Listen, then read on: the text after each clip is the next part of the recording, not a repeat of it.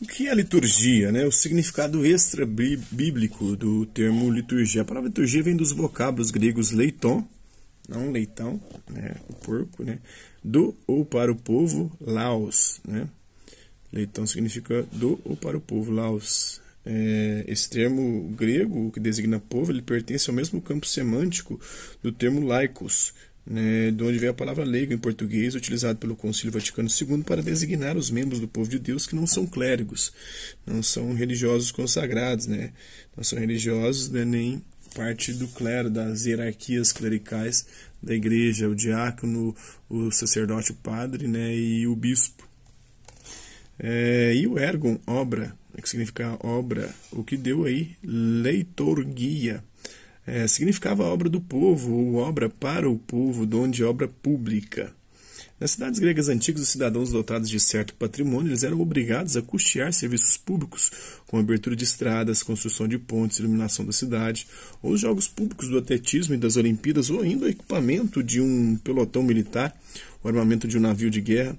Havia também pessoas que espontaneamente assumiam as despesas de tais serviços, os leitorgiai, né, movidas por patriotismo ou por vaidade. Outros ainda eram forçados a prestar liturgia, serviços públicos, em punição de eventuais revoltas contra a autoridade governamental. O filósofo grego Aristóteles, que morreu em 322 a.C., ele notava que certas liturgias cíclicas, como os jogos e festas, eram causa do desperdício do patrimônio de uma família. Né? Na sua obra política que ele escreve isso. Né? Quem as prestava podia endividar-se e prejudicar-se gravemente. Aos poucos, a palavra leitorgia foi perdendo seu significado de serviço público para designar qualquer serviço, como o do escravo ao patrão, ou do amigo ao amigo, ou do enfermeiro ou da enfermeira ao doente. A partir do século III a.C., leitorgia assume o sentido religioso de culto aos deuses prestado por pessoas para isto designadas. Isso se compreende bem, pois a religião era o valor oficial do mundo grego e helenístico de outrora, ou seja, era um assunto de interesse público. É esse significado religioso que nos importa, né? Pois leitorgia, nos cristãos, havia de designar prevalentemente o culto sagrado. Então, a leitorgia na Sagrada Escritura. A tradução grega do Antigo Testamento, dita dos 70, ou alexandrina, entre 250 e 100 a.C., os judeus domiciliados no Egito, em Alexandria, tendo adotado a língua grega, eles sentiram a necessidade de traduzir para o grego os livros hebraicos e aramaicos do Antigo Testamento. Isso foi feito aos poucos, resultando daí a tradução dita dos 70, ou alexandrina, de Alexandria.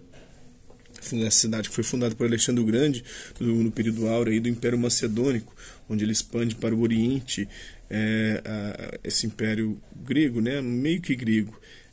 Esta tem grande importância porque exprime a mentalidade dos judeus dispersos nos últimos séculos a.C.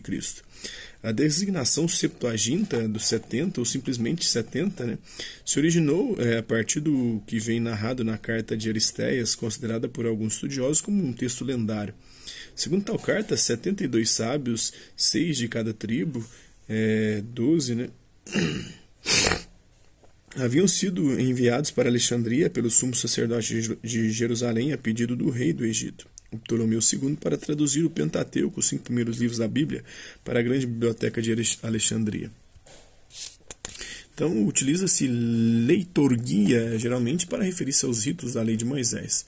No Novo Testamento, leitorgia e seus derivados eles ocorrem 15 vezes, tomando 3 acepções diferentes. O significado profano, né, em Filipenses, capítulo 2, carta aos Filipenses, capítulo 2, versículo 30. Epafrodito arriscou sua vida para suprir ao que vós não podíeis fazer para meu serviço, ou seja, para a minha leitorgia. Leitorgia, no caso, é o sustento do apóstolo, ao qual Epafrodito atendeu, levando a esmola dos filipenses. A segunda carta de São Paulo aos Coríntios, capítulo 9, versículo 12. O serviço dessa leitorgia, a coleta, né, não deve apenas satisfazer as necessidades dos santos. A coleta de oferendas. Né? A carta de São Paulo aos Romanos, capítulo 3, versículo 6. Os que governam são os servidores de Deus que se desincumbem com o zelo de seu ofício, a liturgia. Né? Tem um significado cultico também, o ritual. Em Atos, capítulo 12, versículo 2, celebravam eles, os primeiros discípulos, a liturgia ou a liturgia em honra do Senhor. Em Lucas, capítulo 1, versículo 23, nós temos: completados os dias de seu ministério, ou seja, de sua leitorgia, o Zacarias voltou para casa. Em Hebreus capítulo 9, versículo 21, né, a carta de São Paulo aos Hebreus, teoricamente é São Paulo, né? De São Paulo a carta, mas na verdade não é. Moisés aspergiu com sangue a tenda e todos os utensílios do culto, ou seja, da liturgia. Tem um significado também vivencial. Toda a vida do cristão vem a ser um culto a Deus, de modo que nada aí de profano ou religioso. Na carta aos Filipenses, capítulo 2, versículo 17, tem: se o meu sangue foi derramado em libação, em sacrifício e serviço, ou seja, em liturgia da vossa fé, alegro-me e regozijo-me com todos vós. Então é isso aí. Isso é um pouco de liturgia. Espero que vocês tenham gostado do vídeo, tenham compreendido o conteúdo. Hasta la vista, babies, e até a próxima.